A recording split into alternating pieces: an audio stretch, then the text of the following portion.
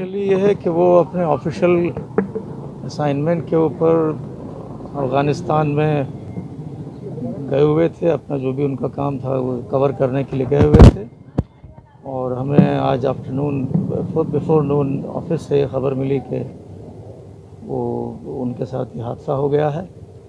और उसके बाद फिर मिनिस्ट्री ऑफ एक्सटर्नल अफेयर्स से भी हमारे पास इंफॉर्मेशन आई और उसके बाद उन्होंने बताया कि वो कोशिश कर रहे हैं और ट्रेस करने की जो भी है। हम यही कोशिश कर जो उनके रिमेन्स हैं उनको वहाँ से मंगाएं और हमको दें वापस। और सर कब से थे उस असाइनमेंट पे और कुछ आप लोगों से बात करते थे कि कैसे स्थिति है, कैसे हालात हैं, कितना मुश्किल है उनके लिए वहाँ पे रहना? ऐसा तो कुछ नहीं था, हमसे तो बात हो रही थी उनके फ़ोन पे, बहुत प्लेजेंट बात हो रही थी। इट वॉज क्वाइट कंफर्टेबल और उसमें भी बात हुई थी हमारी, तो ऐसा कुछ भी नहीं था।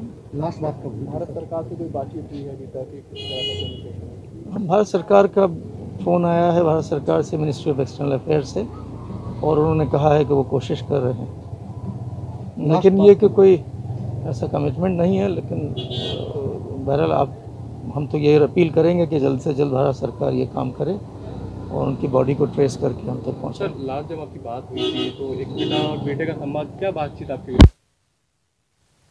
नहीं, but he was used to it, तो ऐसा कुछ वैसे लगा नहीं कि वो बहुत टेंस थे। नॉर्मली हम लोग तो रात में बात करते थे जब वो अपना गेस्ट हाउस में होते थे, तो ऐसा कुछ भी नहीं था। वो बाज़ाहिर तो कोई टेंस नहीं थे, तो हमें नहीं लगा कि वो टेंस थे। वो कब गए थे सर वहाँ पे? लगभग एक हफ्ते से ज़्यादा हो गए। और लास्ट बात कब हुई थी? Day before. ठीक है। छोटे बच्चे हैं।